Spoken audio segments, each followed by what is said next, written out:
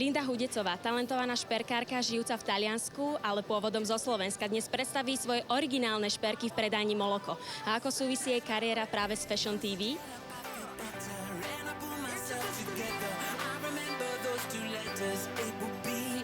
Lindi, dnes je tvoj veľký deň, predstavuješ svoje šperky v predajni Moloko a ja viem o tebe, že tvoja kariéra začala v rámci aj Fashion TV. Začala asi s Fashion TV pred pol rokom, keď som kontaktovala Gabiku, len tak. Povedala som, skúsim, uvidíme, čo mi povie. Buď áno, alebo nie. A keďže sa jej páčili moje šperky, dohodli sme sa na stretnutí a odtiaľ to všetko vlastne začalo. Strašne sa jej ľúbili, potom ste ich zobrali na Mauritius, krásne nafotili, krásne modelky a odvtedy začal taký boom. No, trošku sa to rozrastlo, môžete ich vidieť aj na Parížskej ulici v Prahe, v Dream House Living Concept Store a v Taliansku, vlastne asi v celom Taliansku a od budúceho leta Holandsku a Saint-Tropez takisto. Wow, Lindi, ešte nám povedz, z akých materiálov vyrábaš tieto krásne náušnice a náhrdelníky? Vyrábam ich z kryštálu Preciosa, čo je vlastne český kryštál. Používam šnúrky, používam špagáty, veľa vecí, čo ma napadne, to použijem. Stále niečo iné vymýšľam, aby to nebolo stále to isté, takže sa snažím, uvidíme, dokedy mi to vydrží, dúfam, že dlho.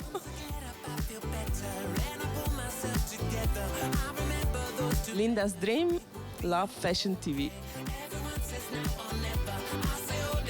Gabi, ty si stála pri samotnom zrode kariéry Lindy Hudecovej a vďaka tebe dnes môžeme vidieť tieto krásne šperky práve v predajni Moloko. No tak myslím, že pri tom zrode stála Linda sama svojou šikovnosťou. Asi to bola zhoda, náhoda, šťastie, že sa mi ozvala cez Facebook, že vám moderátorkám Fashion TV chce darovať náušnice. Zrazu, kdekoľvek som si ich dala na seba, tak ľudia sa na to pýtali. Tak som si povedala, že asi je to fakt dobré a prečo nepomôcť takémuto talentu. A vyzerá to tak, že to bude šperkárska hviezda. Ty si autorkou týchto nádherných cupcakeov a torty Linda's Dream. Nádherne vyzerajú, ale aj tak krásne chutia. Samozrejme, určite chutie. Je to robený čokoládový mus s malinami z belgickej čokolády, takže je veľmi príjemne chutí, žiadny tuk tam nie je. A cupcakey sú tiež na zdravší štýl robené, z hnedého cukru a z pravej vaňovkovej struku. A tiež z belgickej čokolády. Aké dobroty najradšej pripravuješ? Najradšej asi torty na takýto štýl, že sa môžem aj sama trocha fantáziu svoju použiť.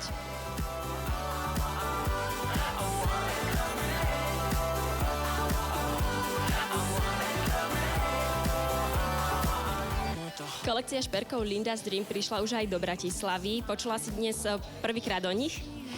Nie, musím sa priznať, že prvýkrát som počula o týchto krásnych šperkoch práve na turné Lucii Bílej, kde ich mala na sebe a boli úplne nádherné, úplne ma očarili, takže sa teším tomu, že ich môžem mať práve teraz na sebe.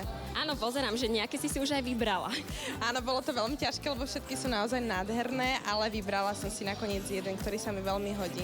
A dokonale sedia k tvojmu outfitu. Ďakujem veľmi pekne, sú krásne, sú veľké, ale veľmi dobre sa nosia.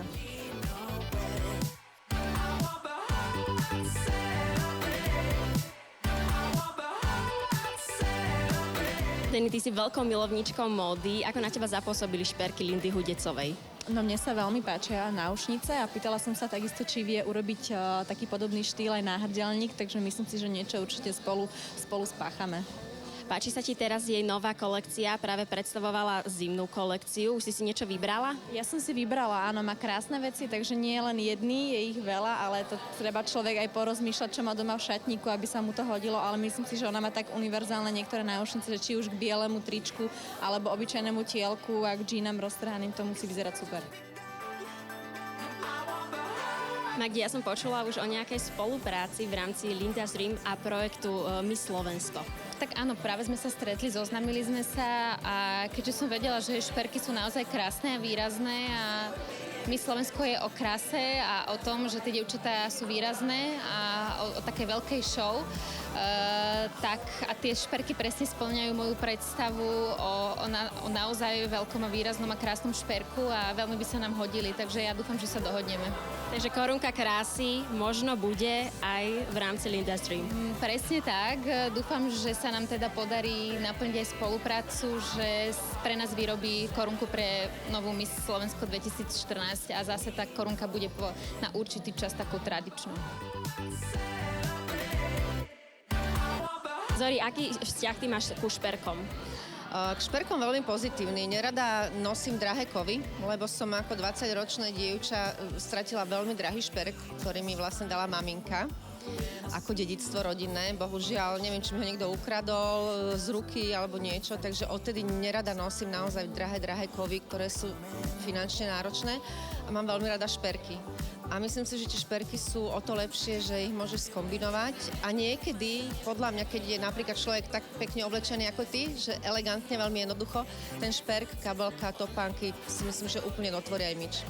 Ja vidím, že v rukách držíš kúsok, ktorý si asi už aj odniesla od Linda's Dream. Uvidíme. Ja si teda musím priznať, že Linda je teda môj štýl, pretože ja som tiež straka. Všetko, čo sa bliští, to môže. A myslím si, že to patrí k takému oblečeniu a patrí to do spoločnosti. Pokiaľ chceš sa trošku extravagantnejšie obliec a chceš, aby teda si ťa ľudia všimli, tak to je o tom. Bruno, ty tvorbu Lindy Hudecovej už poznáš dlhší čas, nakoľko sme niečo, čo to nafotili na Mauriciu. Čo hovoríš na to, že práve šperky takejto veľkosti sa dostali do Bratislavy?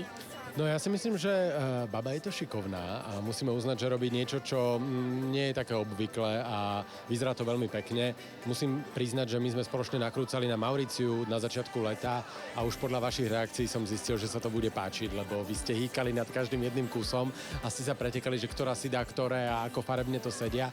Áno, sú to také náušnice, ktoré sú dosť výrazné.